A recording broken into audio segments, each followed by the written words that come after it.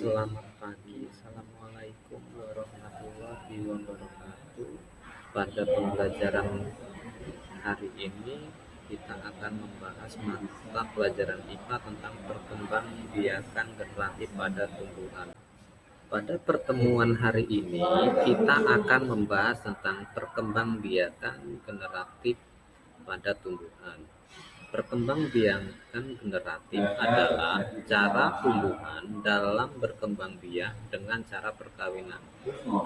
Perkembangbiakan tumbuhan secara generatif ini pada umumnya terjadi pada tumbuhan berbiji.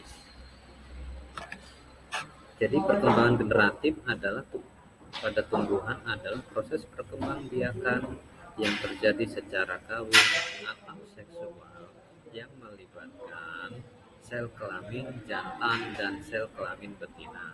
Kemudian perkembangan generatif ini biasanya terjadi atau pada umumnya terjadi pada tumbuhan berbiji, baik itu berkeping satu maupun berkeping dua. Baik. Pada pertemuan hari ini, kita akan membahas tentang perkembangbiakan generatif pada tumbuhan. Perkembangbiakan generatif. Kemudian, proses perkembangbiakan generatif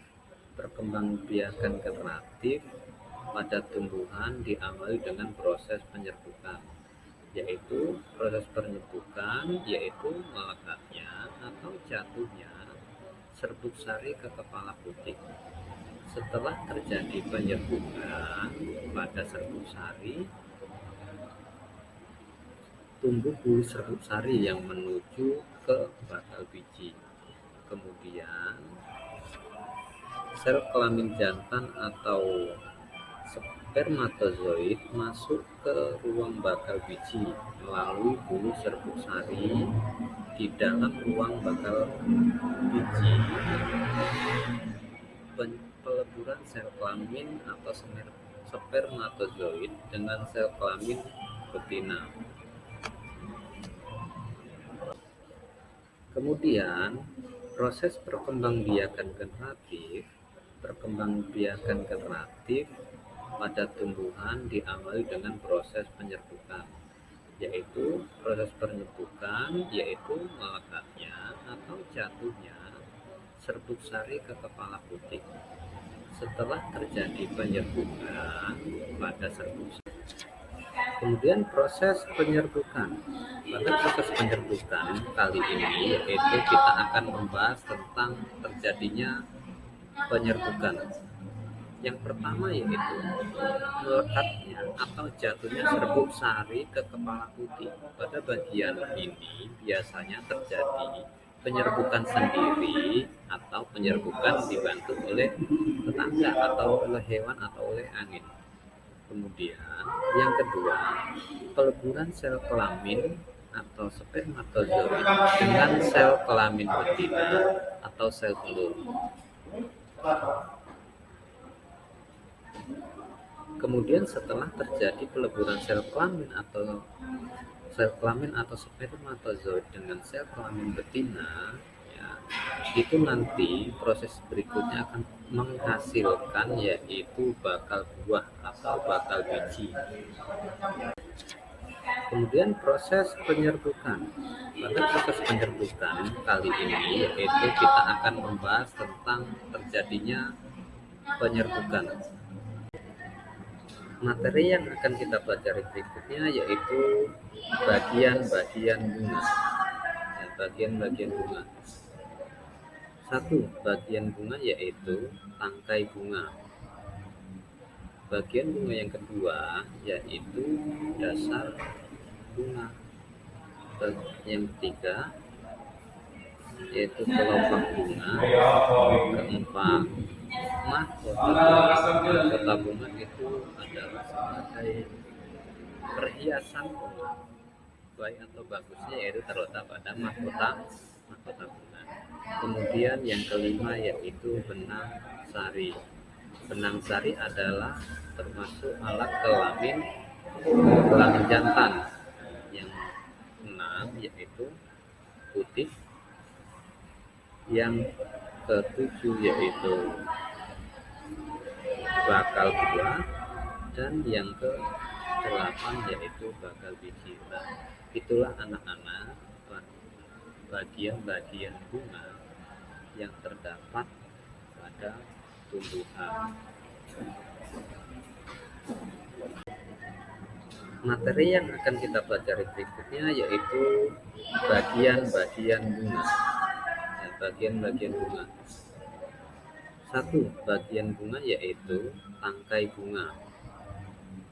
Bagian bunga yang kedua yaitu dasar bunga. Yang ketiga yaitu kelopak bunga. Keempat, mahkota bunga itu adalah sebagai perhiasan bunga. Baik atau bagusnya yaitu terletak pada mahkota. Nah, anak-anak tadi setelah mempelajari tentang bagian-bagian bunga, kita yang akan mempelajari kembali yaitu jenis-jenis bunga. Jenis-jenis bunga di sini ada dua, yaitu yang pertama bunga lengkap dan bunga tidak lengkap.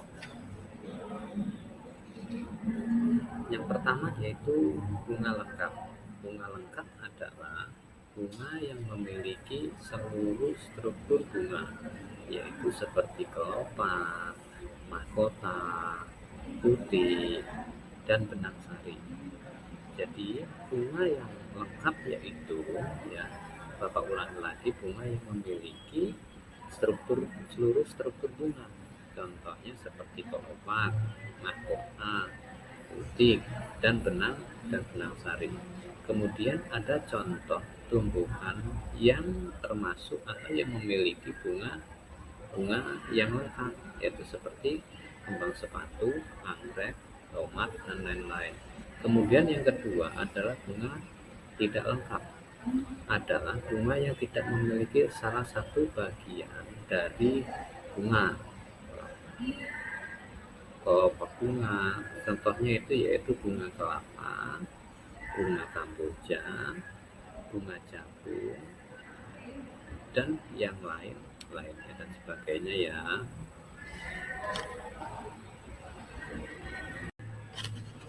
Nah, anak-anak tadi setelah mempelajari tentang bagian-bagian bunga, kita yang akan mempelajari kembali yaitu jenis-jenis bunga. Kemudian masih pada bagian bunga, yaitu bunga dibedakan menjadi dua, bunga sempurna dan bunga tidak sempurna.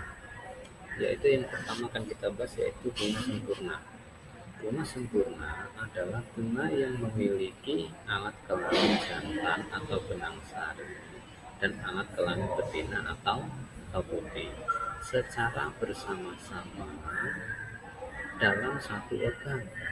Bunga sempurna disebut juga sebagai bunga hemafrodit, yaitu contohnya yaitu bunga mawar, bunga kembang sepatu, bunga jamur, bunga kopi, dan lain sebagainya. Nah, itu tadi contoh bunga sempurna. Kemudian yang kedua yaitu bunga tidak sempurna, adalah bunga yang hanya memiliki satu alat kelamin saja. Contohnya yaitu bunga salak, bunga jagung, dan lain-lain sebagainya. Jadi pada pertemuan atau materi hari ini yaitu bunga sempurna dan tidak bunga sempurna. Yang membedakan yaitu pada bunga sempurna terdapat dua alat kelamin sekaligus. Kemudian bunga yang tidak sempurna hanya memiliki salah satu alat kelamin saja.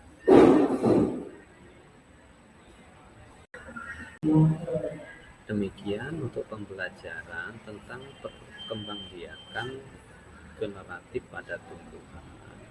Ada dan kurangnya dari Bapak, mohon maaf, dan Bapak akhiri. Wabillahi taufiq wal hidayah. Wassalamualaikum warahmatullahi wabarakatuh.